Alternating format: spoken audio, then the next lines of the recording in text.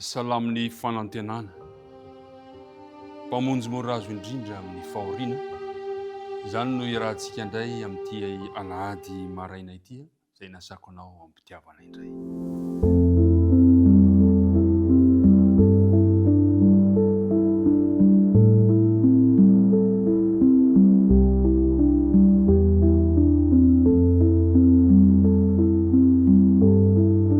Ankafaliana ry mpiara-midinika namana isany no iantranoko iarahako aminao indray amin'izao maraina izao iaraka noho ny dinidinika fandinihana ny soratra masina isika. Ny fahasoavan'ny tompony io aminao hatrany hatrany ary ny fiadanany dia mba hitoetra ao am-ponao sy ao anivon'ny ankohonanao. Koa mialohan'ny iarahantsika mandinika ny ten'Andriamanitra ary dia manasanao iaraka hivavaka isika. Andriamanitra rainay tsara indrindra izay any an-danitro, misotranao izahay noho ny fitiavanao anay indray ka hitantananao anay tafahoana soamatsara indray amin'ny lala zao fandaharana izao. Mamelany elokay ary mamindrafo aminay satria mpanompo tsy mahasoa ihany izahay.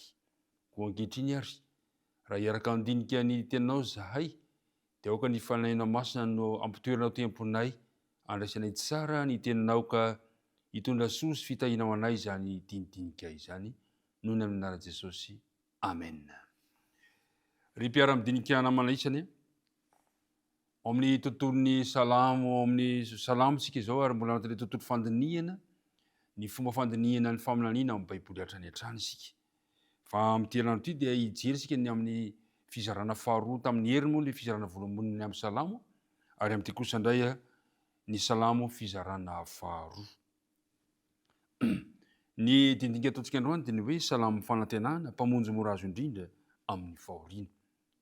Ny salamo araka ny fantatsika moa zany dia salamo sady hira fiderana, fanaovana fotoam-pivavahana, kanefa ny salamo ihany koa dia faminaniana ny amin'ny ho avy. Ny salamo fahaenina amby efapolo no andeha hojerentsika, inona no tian'ny mpanao salamo ambara ary inona no antso ho antsika eo anatin'izany. Salamo fahaenina amby efapolo dia misy hafatra fanantenana azontsika raisina amin'izany salamo izany. Eo anivon'ny hotakotaky ny fiainana ankehitriny, eo anivon'ny rotoroto, eo anivon'ny toe-javatra sarotra, ny izay hitranga amin'izao andro farana izao, dia manome fampanantenana ao antsika ity salamo fahaenina amby efapolo ity. Andeha ovaka itsika ingeny andininy voalohany sy ny manaraka. Andininy voalohany manao hoe amin'ny anarana Jesosy: Andriamanitra no aro sy hery ho antsika, mpamonjy morazo indrindra amin'ny fahoriana izy, koa izany no tsy hatahorantsika na dia levona aza ny tany, na mifindra ho amin'ny ranomasina aza ny tendrombohitra, na mirondrona sy misamboaravoara aza ny onjany, ka miorohoro ny tendrombohitra noho ny fisavokany. Toy ny mampiseho lohahevitra hitantsika amin'ny bokin'ny Hebreo izany salamo fahaenina amby efapolo izany, izay tsara lavitra. Tsara lavitra no misorona be teto an-tany tokoa mantsy Jesosy. Tsara lavitra no ireo biby natao fanatitra ny sorona nataony, ary ny tabernakely any an-danitra dia mbola tsara lavitra no ireo tandindina hita teto amin'ity tany ity.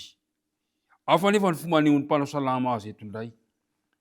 Tsy misy zavatra, tsy nanka zavatra tsara izay ampitahin'ny tsara lavitra ny mpanoratra fa mampitahy tontolo anankiray ao anatin'ny fikomiana sy ny vokatra mahatsiravina nateraka izany amin'ny teny fikasana momba ny izay tsara lavitra ao man'Andriamanitra ao antsika. Ao amin'ity salamo ity zany dia salamo izay feno fanantenana. Mampanantena ity salamo ity fa na dia eo anivon'ny fahoriana sy ny fitsapana aza ianao ankehitriny, na dia misy fijaliana sy ady mafy aza hatrehanao, dia miteny ny mpanao salamo manao hoe Andriamanitra no aro sy hery ho antsika. Mahafinaritra, mampahery mahita antsika, mampahafantatra antsika fa manana Andriamanitra mbola hery ho antsika isika. Ary ny teny eo akaikiny eo dia manao hoe mpamonjy morazo indrindra amin'ny fahoriana izy. Akaiky izay traha-pahoriana Andriamanitra. Ary zany no tsy hatahorantsika na dia ho levona aza ny tany.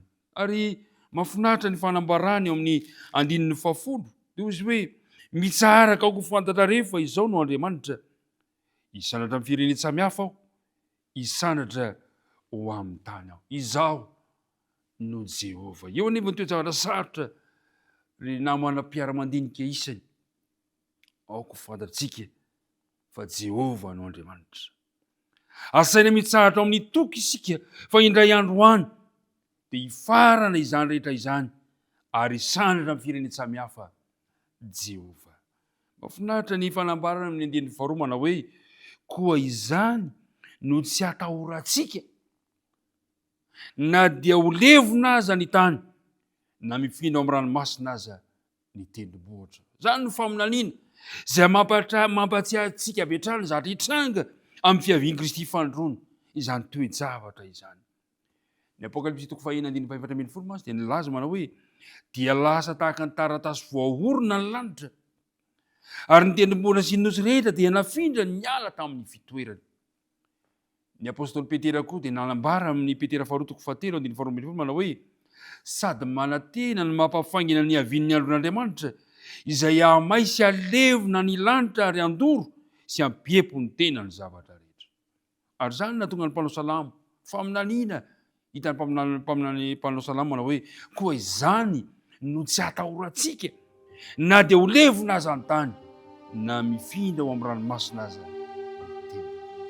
Ry mpiara-midinika namana, Andriamanitra no hery, Andriamanitra no fiarovana azo sika antoka indrindra amin'izao fiainana izao. Andriamanitra no Andriamanitsika. Tsy haritra mandrakizay tsy akory ity tontolo misy antsika ity sy ireo faratsiana misy eo aminy ho levona izany.